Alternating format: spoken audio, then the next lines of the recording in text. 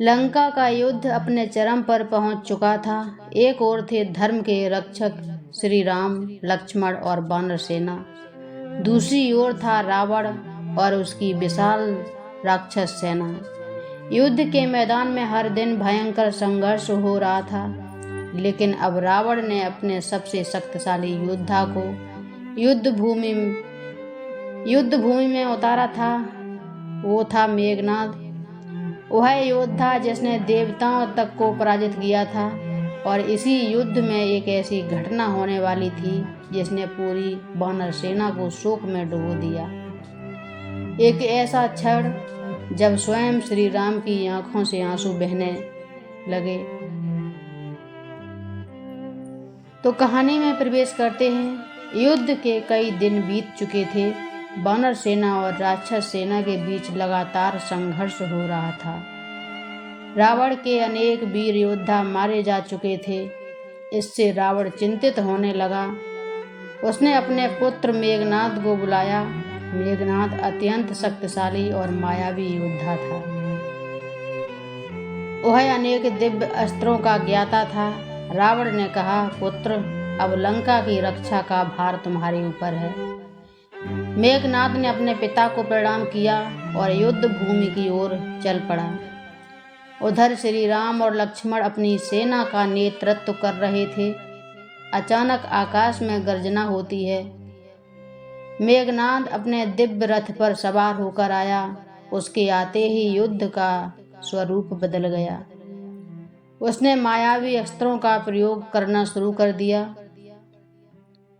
कभी वह दिखाई देता, कभी अदृश्य हो जाता। वानर सेना उसके आक्रमणों से परेशान हो गई, लेकिन लक्ष्मण बिल्कुल नहीं डरे। उन्होंने अपना धनुष उठाया और मेघनाद को ललकारा। मेघनाद ने मुस्कुराकर कहा, लक्ष्मण, आज तुम्हारा अंत निश्चित है। लक्ष्मण ने उत्तर दिया, अधर्म का अंत निश्चित है, मेरा नहीं। इसके बाद दोनों के बीच भयंकर युद्ध आरंभ हुआ। दोनों ओर से बाणों की वर्षा होने लगी। आकाश बाणों से भर गया। युद्ध इतना भीषण था कि देवता भी उसे देखने लगे। मेघनाद अपने दिव्य अस्त्रों का प्रयोग कर रहा था। लक्ष्मण भी अद्भुत पराक्रम दिखा रहे थे। उनके हर बाण का उत्तर दूसरे के पास था। घंटों तक युद्ध चलता रहा। कभी मेघनाद भारी पड़ता, कभी लक्ष्मण। वानर सेना और राक्षस सेना आश्चर्य से यह युद्ध देख रही थी। तभी मेघनाद ने अपनी माया का सहारा लिया। वह कुछ समय के लिए अदृश्य हो गया, लेकिन लक्ष्मण ने धैर्य नहीं खोया। उन्होंने ध्यानपूर्वक उसकी दिशा का अनुमान लगाया और बाण चलाए। मेघनाद फिर प्रकट हुआ। वह क्रोधित हो चुका था। उसे समझ आ चुका था कि लक्ष्मण साधारण योद्धा नहीं है। युद्ध आगे बढ़ता गया। लक्ष्मण ने कई बार मेघनाद को घायल किया। उसका रथ क्षतिग्रस्त हो गया, टूट गया। उसके सैनिक भयभीत हो गए। यह देखकर मेघनाद को लगा कि यदि शीघ्र कुछ नहीं किया गया तो उसकी हार निश्चित है। तब उसने अपने सबसे भयानक अस्त्र का स्मरण किया। वो था शक्ति बाण। यह एक दिव्य अस्त्र था जिसका प्रहार अत्यंत घातक माना जाता है। मेघनाद ने मंत्रों का उच्चारण किया। अस्त्र से तेज प्रकाश निकलने लगा। पूरा युद्ध क्षेत्र चमक उठा। लक्ष्मण ने भी उस अस्त्र को पहचान लिया, लेकिन अब बहुत देर हो चुकी थी। मेघनाद ने पूरी शक्ति से शक्ति बाण चला दिया। अस्त्र बिजली की गति से लक्ष्मण की ओर बढ़ा। क्षण भर में वह उनके वक्ष पर आ लगा। प्रहार इतना भयंकर था कि लक्ष्मण लड़खड़ा गए। उनका धनुष हाथ से छूट गया। वे कुछ कदम पीछे हटे, फिर धीरे धीरे भूमि पर गिर पड़े। पूरा युद्ध क्षेत्र स्तंभ रह गया। वानर सेना के मुख से चीख निकल गई। लक्ष्मण जी। हर ओर चिंता फैल गई। मेघनाद विजयी गर्जना करने लगा। राक्षस सेना खुशी मनाने लगी। उधर श्री राम ने जब अपने प्रिय भाई को भूमि पर गिरते देखा तो वे तुरंत उनकी ओर दौड़े। उन्होंने लक्ष्मण का सिर अपनी गोद में रख लिया। लक्ष्मण अचेत पड़े हुए थे, बेहोश हो गए थे। उनके शरीर में कोई हलचल नहीं थी। श्री राम की आंखों से आंसू बहने लगे। उन्होंने कहा, लक्ष्मण, अपनी आंखें खोलो, मेरे प्रिय भाई, मुझसे बात करो। लेकिन लक्ष्मण शांत पड़े थे। यह दृश्य देखकर पूरी सेना भावुक हो गई।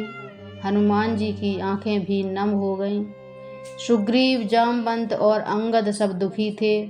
श्री राम बार बार लक्ष्मण को पुकार रहे थे। उन्होंने कहा, यदि लक्ष्मण को कुछ हो गया तो मैं अयोध्या कैसे लौटूंगा?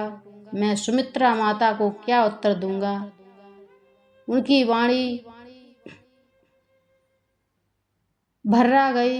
यह रामायण के सबसे भावुक क्षणों में से एक था। तभी विभीषण और जामवंत वहां पहुंचे। उन्होंने लक्ष्मण की स्थिति देखी। सब चिंतित हो गए। फिर लंका के प्रसिद्ध वैद्य सुषेण को बुलाया गया। सुषेण ने लक्ष्मण की परीक्षा की। कुछ देर बाद उन्होंने गंभीर स्वर में कहा, अभी आशा बाकी है। यह सुनकर सभी के मन में उम्मीद जागी। सुषेण ने आगे कहा, हिमालय के द्रोणगिरी पर्वत पर संजीवनी बूटी है। यदि वह सूर्योदय से पहले यहाँ आ जाए तो लक्ष्मण बच सकते हैं। लेकिन समस्या यह थी कि द्रोणगिरी पर्वत बहुत दूर था और समय बहुत कम था। पूरी सेना चिंतित हो गई। कौन इतनी दूर जाकर समय पर लौट सकता है? तभी जामवंत ने हनुमान जी की ओर देखा। उन्होंने कहा, इस कार्य को केवल एक ही वीर कर सकता है। सबकी निगाहें हनुमान जी पर टिक गईं। हनुमान जी आगे आए। उन्होंने श्री राम को प्रणाम किया। फिर बोले, प्रभु, चिंता मत कीजिए, मैं अभी जाता हूँ और संजीवनी लेकर लौटता हूँ। उनकी वाणी में आत्मविश्वास था। श्री राम ने प्रेम से उनकी ओर देखा। उनकी आंखों में आशा की किरण जाग उठी। हनुमान जी एक ऊंचे पर्वत पर चढ़े। उन्होंने श्री राम का स्मरण किया। फिर अपनी विशाल शक्ति का प्रदर्शन करते हुए आकाश में छलांग लगा दी। उनकी गति वायु से भी तेज थी। वे नदियों, पर्वतों और जंगलों के ऊपर से उड़ते चले गए। पूरा आकाश उनकी गर्जना से गूंज उठा। उधर युद्ध भूमि में सभी लक्ष्मण के पास बैठे प्रार्थना कर रहे थे। समय तेजी से बीत रहा था। सूर्योदय निकट आ रहा था। हर किसी की नज़र आकाश की ओर थी। क्या हनुमान जी समय पर लौट पाएंगे? क्या लक्ष्मण बच पाएंगे? इन्हीं प्रश्नों के साथ पूरी सेना प्रतीक्षा कर रही थी। तो दोस्तों, यह थी लक्ष्मण शक्ति की भावुक और रोमांचक कथा। मेघनाद के शक्तिबाण ने लक्ष्मण को मूर्छित कर दिया। स्वयं श्री राम दुख से भर उठे। पूरी वानर सेना निराश हो गई।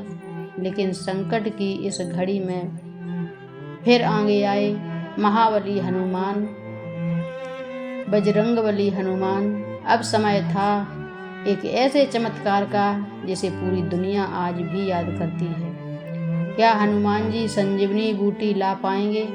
क्या लक्ष्मण फिर से युद्ध भूमि में खड़े हो पाएंगे?